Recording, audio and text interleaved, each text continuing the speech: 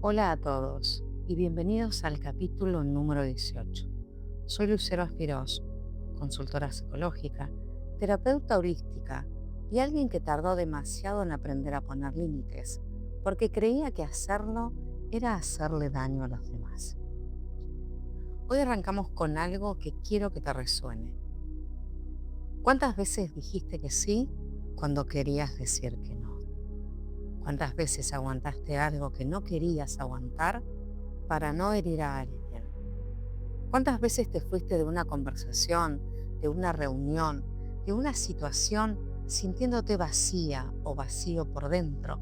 Porque una vez más pusiste las necesidades de otro por delante de las tuyas. Si algo de esto te resuena, este episodio es para vos. Hoy hablamos de los límites, no de los límites como muros para alejar a la gente, sino de los límites como el acto más amoroso y más honesto que podés hacer por vos misma y con los demás. Porque poner un límite no es abandonar, no es egoísmo, no es crueldad, es respeto, es claridad. Es la única forma de vincularse desde un lugar genuino y no desde el agotamiento o el resentimiento. Quédate, que hoy hablamos de algo que puede transformar profundamente cómo te relacionás con todo el mundo.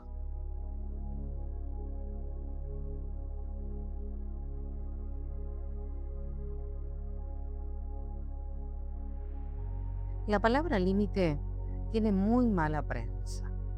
Cuando pensamos en alguien que pone límites, muchas veces la imagen que aparece es de alguien frío, distante, difícil. Y eso hace que mucha gente, especialmente las personas más empáticas y más cuidadosas, eviten poner límites para no parecerse a esa imagen. Pero esa imagen es completamente errónea. Los límites no son muros, son puertas. Y la diferencia entre un muro y una puerta es que la puerta la manejas vos. Decidís cómo se abre, cuánto se abre y para quién. ¿Qué es un límite en realidad? Un límite es una comunicación clara sobre lo que necesitas, lo que podés dar y hasta dónde podés llegar en un vínculo. No es una amenaza, no es un castigo, no es una declaración de guerra.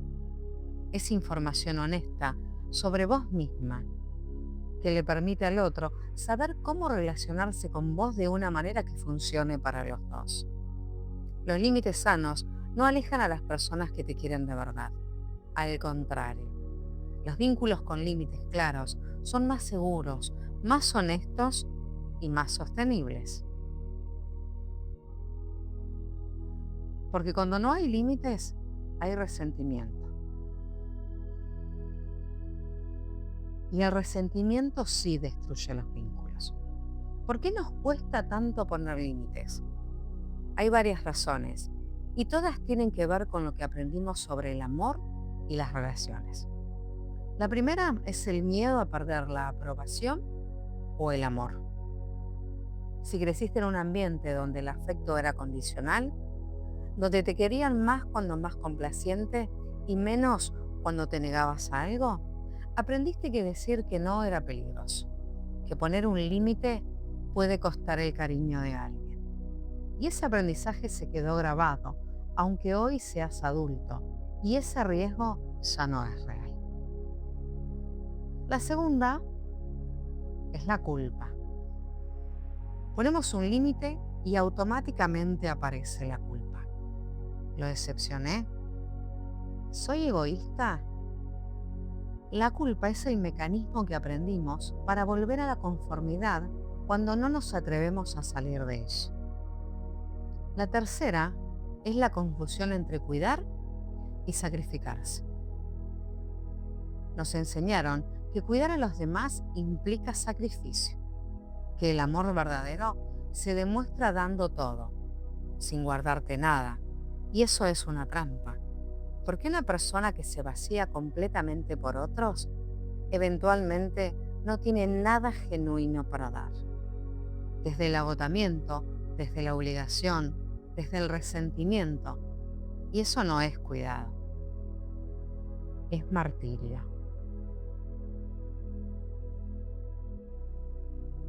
Da desde el agotamiento, desde la obligación, desde el resentimiento. Y eso no es cuidado, es martirio. La cuarta es no saber cómo. Mucha gente quiere poner límites, pero no sabe cómo hacerlo sin lastimar al otro, sin que parezca un ataque, sin que la situación explote. Y ante esa incertidumbre, prefiere no decir nada. Hablemos de los límites que no son límites. Hay algo que parece un límite, pero no lo es. Es el estallido. Cuando aguantamos durante mucho tiempo sin decir nada y de repente explotamos, eso no es poner un límite. Eso es la consecuencia de no haber puesto el límite antes. El estallido sale con toda la carga acumulada, con enojo, con resentimiento, y generalmente daña al vínculo de una manera que un límite puesto a tiempo no hubiera dañado. Por eso, poner límites a tiempo, cuando todavía son pequeños, es mucho más cuidadoso con el vínculo que aguantar hasta el límite del aguante. ¿Cómo se ve un límite en la vida cotidiana? Un límite sano no tiene que ser dramático ni confrontativo. En la vida cotidiana se ve así. No puedo quedarme después de las 6, tengo que retirar a los chicos. Sin disculpas excesivas, sin justificaciones larguísimas, solo la información. Prefiero no hablar de este tema hoy, estoy agotado o agotada, sin culpar al otro, solo comunicar lo que necesitas. Ese comentario me dolió. La próxima vez que pase, te lo voy a decir en el momento, sin acumular, sin explotar, solo nombrarlo. Puedo ayudarte con esto, pero no con aquello, sin sentirte mal por no poder dar, valorando lo que sí podés ofrecer. Los límites no tienen que ser perfectos para ser válidos. Un límite dicho con voz temblorosa sigue siendo un límite. Un límite que se negocia un poco sigue siendo un límite. Lo importante es que exista. Te voy a contar la historia de una paciente que era la persona de referencia de toda su familia. La llamaban para todo. Problemas del hermano, crisis de la madre, consultas del padre, conflictos de los sobrinos. Siempre disponible, siempre con una solución, siempre presente. Y por fuera parecía que lo manejaba muy bien, pero por dentro estaba agotada, resentida y empezando a enfermarse. Cuando empezamos a trabajar el tema de los límites, su primera reacción fue: si pongo límites los dejo solos. Esa era la historia que le impedía cuidarse. Que cuidar a los demás y cuidarse a sí misma eran cosas opuestas. Que si elegía una, perdía a la otra. Trabajamos mucho en esa creencia y empezó a experimentar con pequeños límites. No resolver problemas de los otros antes que sus propios problemas. Decir ahora no puedo, hablemos mañana, en vez de dejar todo para atender primero la llamada. ¿Qué pasó? La familia no se derrumbó. El mundo siguió girando. Las relaciones no se rompieron. Al contrario, algunos vínculos mejoraron, porque ya no había resentimiento acumulado de por medio. Y ella empezó a estar presente de verdad cuando estaba, en vez de estar físicamente, pero completamente vaciada por dentro. Empezó a valorarse, se empezó a ver como una persona importante, empezó a aparecer primera en sus listas de prioridades. Y eso la hizo sentir muy bien con ella y tener mucho más para brindar.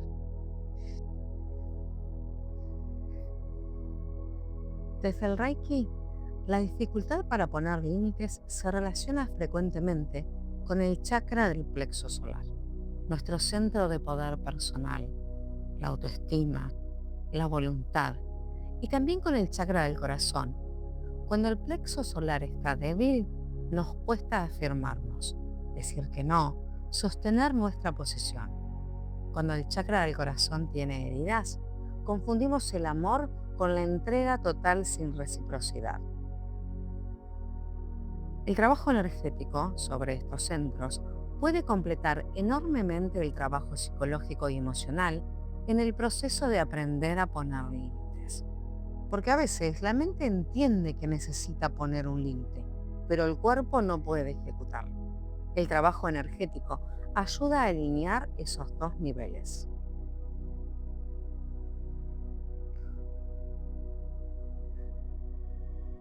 Quiero que te quedes con estas preguntas y mientras las escuchas, pensá en un vínculo concreto de tu vida donde te cuesta poner límites. Ten esa relación presente. Primero, ¿qué es lo que más temes que pase si pones un límite en esa relación? ¿Que la persona se enoje? ¿Que se aleje? ¿Que te juzgue? ¿Que te diga que sos egoísta? Nómbralo. Ese miedo específico es el que está manejando la situación. Segundo, ¿qué te está costando poner ese límite? ¿Energía? ¿Salud? ¿Tiempo? ¿Resentimiento que se acumula? ¿Distancia real aunque estén físicamente presentes? A veces no ponemos límites porque solo vemos el costo de ponerlos. Pero no poner límites también tiene un costo enorme. ¿Cuál es el tuyo? Tercero, ¿cómo sería el vínculo si pudieras estar en él desde un lugar genuino y no desde la obligación o el agotamiento? ¿Cómo cambiaría la calidad de lo que podés dar si no te estuvieras vaciando?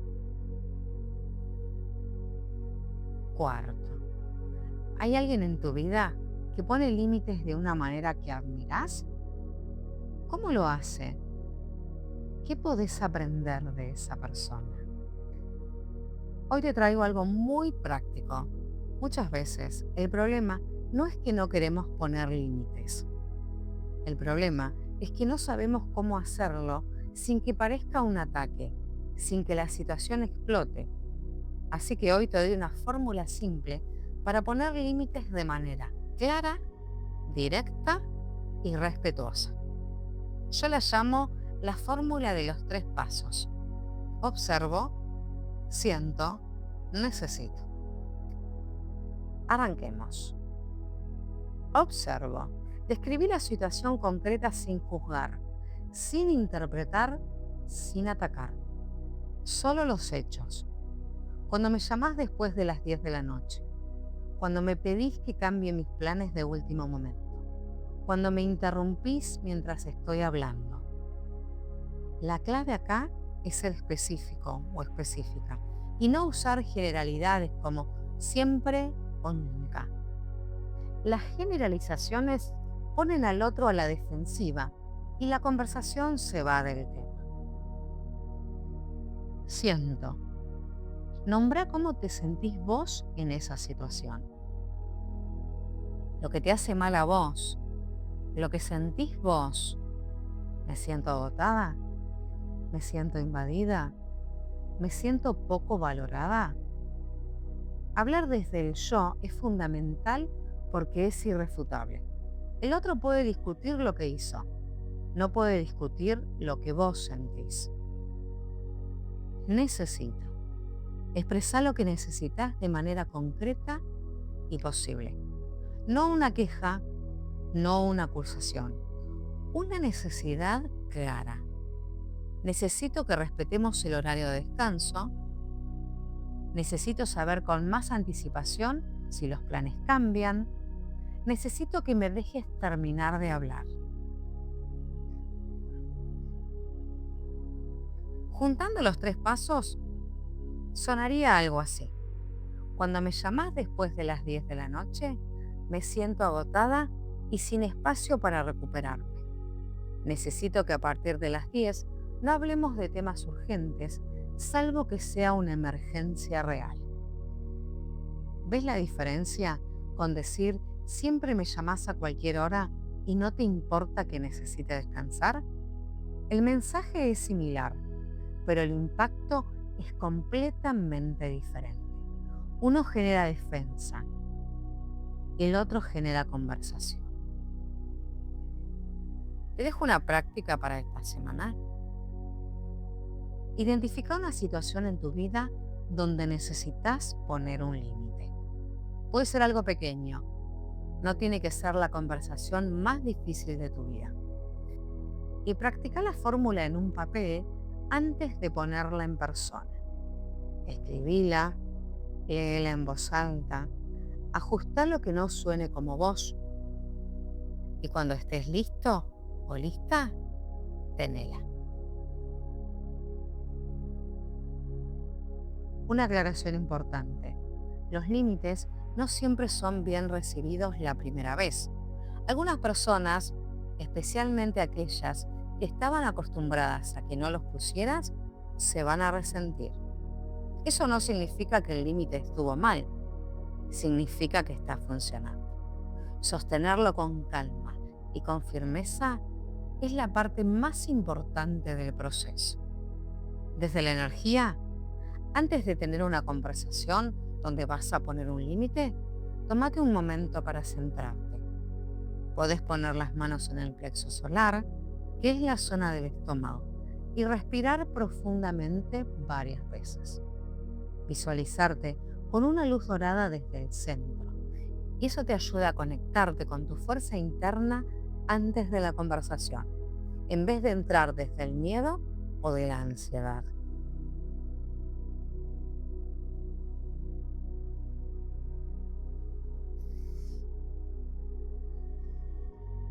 Hoy hablamos de algo que puede cambiar profundamente cómo te relacionás con los demás y con vos mismo o con vos misma. Los límites no son egoísmo, son respeto. Son la única manera de dar de verdad, desde un lugar lleno y no desde el vaciamiento. Cuando pones un límite, le estás diciendo al otro, te respeto lo suficiente como para ser honesto con vos. Y te estás diciendo a vos, me cuido lo suficiente como para no sacrificarme en nombre del amor. Empezá por límites pequeños. No tenés que tener la conversación más difícil de tu vida mañana. Empezá por no atender el teléfono cuando estás cenando, por decir hoy no puedo, sin dar 20 explicaciones, por salirte de una conversación que te hace mal. Esos límites pequeños son los que van entrenando al músculo. Si este episodio te resonó y querés contarme qué límite pusiste esta semana o qué conversación tuviste, me encontrás en Instagram y en TikTok como Lucero Aspirós. Me encanta leerlos y saber cómo les va con lo que trabajamos juntos.